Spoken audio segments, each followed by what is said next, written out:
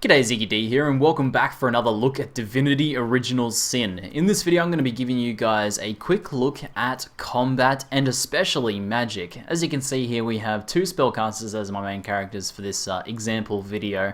I have one that's kind of a fire mage with a little bit of earth magic thrown in there.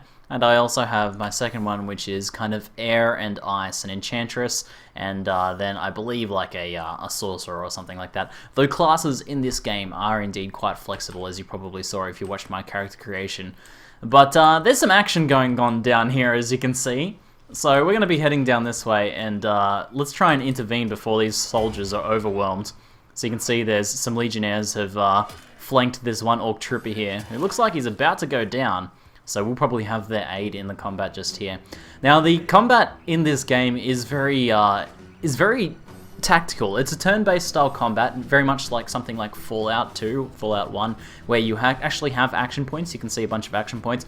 We have a bunch of different skills, otherwise you can just use normal attacks and things like that. Since we're both spellcasters, I'm going to be trying to approach this particular battle here with, a bit of tactics, a bit of intelligence, a bit of planning. And sort of, paying attention to my surroundings and also thinking about ways that I can use my spells and those surroundings cleverly. Now, there's an interesting combo system in this game where things will interact with each other. So, for example, if I put down some oil using this spell here, which usually just slows enemies, I can then set it alight using flare. If there's a puddle of water on the ground and there's an enemy standing in it, if I hit it with lightning, that enemy is going to get shocked from that puddle of water. If there's like poison, I can burn off the poison to get rid of it, or if my characters are on fire, I can call down rains from the heavens to put those fires out and to, improve my resistances, dampen the battlefield to make me more resistant to that. So, let's see what we can actually do here. We have a black cultist who seems to be leading this. We have an orc shaman who's going to be a bit of a spellcaster, and two large orc troopers. Now, there is a friendly in there, which could be a bit of a problem. So, I have some ideas of what we can do here. I think the first thing I might do is dump down some oil. Sort of, let's see if we can get both of these guys in there. You can see there's a little bit of a field just here I can plan out. You see this is going to cost me 3 action points to cast this spell here.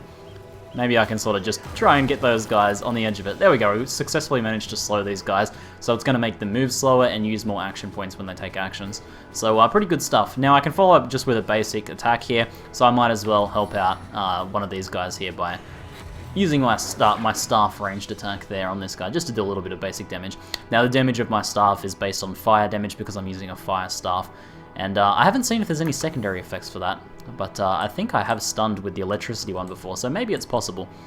Now, this character here has a bunch of different air and ice magic, things like that. I have slow current, which is a slowing effect on enemies, very, very potent slowing attack.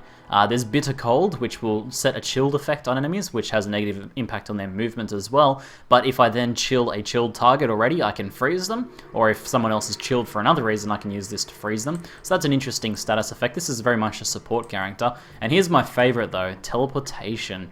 Now this thing can be used to essentially pluck an item up, send it into the sky, and drop it down in another location. You can do this to simply deal damage to enemies. I could even do something like drop this orc on this orc to deal extra damage there. But what I'm actually going to do is, you'll notice there is an oil barrel just here. Now what I might do, fire might be a good idea to explode this, but we could potentially pop. Maybe we'll actually leave this. I was thinking about dropping this oil barrel down and then maybe it exploding, but since it is just an arrow boil, I'm going to need some sort of spark to actually set that off. So what I might do then is first set this alight with my other character. So I'm going to just, for now, summon a ice elemental scroll. I'm going to use an ice elemental scroll, which is a higher level spell essentially. And this will summon someone who's going to help us out in combat just here. So maybe I'll put this here and it can distract. Now this guy has some interesting effects. He acts as a normal guy. He can attack and do things like that. I believe we'll actually have control over him. But when he dies, he'll also leave a puddle of ice, which can then turn into water on the ground. Now that ice will slip over enemies. It can slow enemies, or the puddle of water will cause them to take extra damage from electricity and things like that. But looks like we have elemental piercing ice shard ability just here from this one, so I'm going to go ahead and use that on this orc just here. Oh, it looks like it actually goes through the enemy. That's pretty interesting. Alright, I might engage just over here to sort of distract these guys a bit. That looks like it put down an ice field too, which I think if someone did run on that, there's a chance they would slip over, which can be pretty powerful. You'll notice there's blood on the battlefields as well from previous bits of combat. There's some blood put down there. Some people can actually take advantage of that.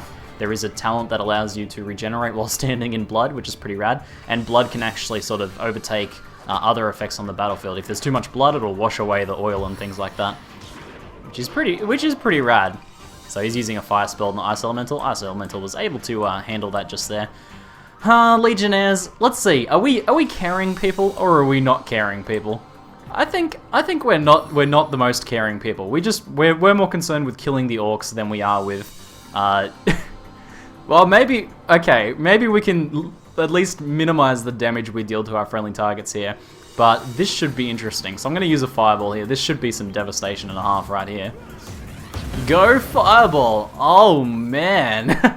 The devastation is legit. You can see the ice there, though the fire from the burning oil, and the oil I put down previously is burning.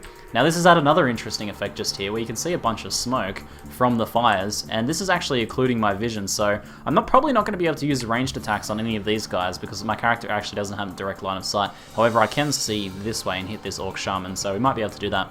However, I think I'm going to do something else. I'm going to pick this guy up, and maybe we'll drop him... Or I don't have much line of sight to actually drop him anywhere. We could drop him over here, just away from that area over there, I suppose. Or we could probably drop him all the way down here, sort of away from the majority of the battlefield. Let's do that. Get wrecked. So he took a bunch of damage from falling. It's pretty, if you are able to drop like items on people or people on people, they can take extra damage. And if you can drop them in, you know, elemental effects like fire and ice and stuff to further cause havoc. So as you can see, there's a lot of interesting tactics you can employ, and there's a lot of different ways to approach each instance of combat. You could, you know, focus on putting down a lot of ice. Looks like our friend burned to death. Sorry, bro. For casualties of war, casualties of war. Now, what I might be able to do, because I can't actually see too much of what's going on here. We can see there's... Well, I sort of have some idea that there's a black cultist hidden behind there. We don't really know too much of what's going on. What I might do is drop some more oil down on this guy here, and then next turn, oh, it's actually in the water, so that's not gonna be effective. All right then. So I might move and take up a better position just down here then, using up a few action points to move. Let's what am I gonna be able to do here? I think we might have to head around this side and get a better view of the battlefield. Our fire has caused a bit of havoc. Oh, here's the cultist. Oh, I'm a little bit squishy. I don't want to take too many arrows. Ah, this is perfect. This is perfect. Oh, guys, I'm sorry that you're on fire. That is entirely my fault. I take credit for this. Looks like the orc shaman is healing himself up, so this could be a problem. I'm going to use this midnight oil just here. I'm going to use this oil, and if I touch it just onto this fire, I can actually spread the fire effect. So let's do that just there. There we go, we've actually managed to, we dumped the oil down, the oil caught alight, and set him on fire. So, we're taking advantage of, you know, the havoc that's already on the battlefield and just spreading it to our advantage. It'd be pretty rad to use the fact that you can block line of sight as well to hide yourself as you prepare, you know, as you heal yourself up if you're having problems from, if there's lots of enemy archers, it's going to cause them to have to get close to you. As you can see, lots of different ways you can approach it. Let's run across the ice and see if our character slips over. Oh! Oops! So we lost some action points there and ended our turn in the slip. We'll have to get up next turn. So sometimes you can travel across the ice without slipping over, but we didn't have too much luck that time. Oh, Shaman, he's not the brightest because he's put himself just close enough to that oil for us to do this. He is on the edge of the water there, so he can probably back up into the water if he was wanting to get rid of the burning. We'll see if he's intelligent enough to do that. I might be able to just tag him with a bit of a flare there, just on the edge. AoE? Nah, not quite. Still blocked by that line of sight. You can see the ice has evaporated now after a while, since this is, you know, this is a hotter area. There we go. It looks like combat has been successful.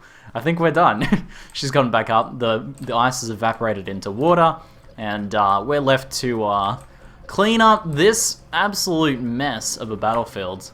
And looks like there's not going to be too much gear floating around because we probably burnt everything.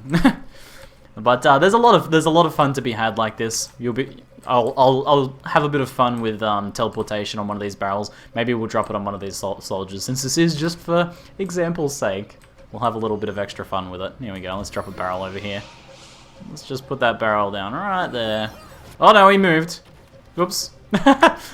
Well, we uncovered an extra book. Okay. What else do we have here? I think I have some midnight oil we could dump on this guy here, and then we'll follow up with a fireball. And that'll see us out. This guy's not happy. Hey, you think you can just do whatever you please and waltz out of here unchecked? Well, unfortunately for you, I'm a firm believer in summary justice. Watch out. Unfortunately for you, man, I have a fireball with your name on it. Oh, absolutely brutal. Now, the bit of cold effect here, you can see, sets the chilled status, which actually gives them higher resistance to fire. So it wouldn't be the most intelligent thing for me to use this, but I could use the slow, compounding with the slow already from the oil. He's probably not going to actually be able to do much, and he's probably going to just find himself stuck in the actual fire with not really much he can actually do about it. We'll see if he can even make it out of the fire in this turn. There you go, he's attempting to move out of the fire, took a lot of burning damage there, and we can follow up maybe with a poison dart. There's not enough smoke there to block our vision, thankfully. Oh, absolutely destroyed, absolutely destroyed. I think we might have crit him with that poison because we actually melted his body. That is disturbing. Anyway, guys, hopefully you looked at this early look at the game. It is launching very soon, as you can see. We're still in beta, but in a couple days it'll be out. And if you're a fan of action, or sorry, just RPGs and old school RPGs at that, then I highly recommend giving this game a bit more of a look. Anyway, that's it for now. I'm ZiggyD, and thanks for watching.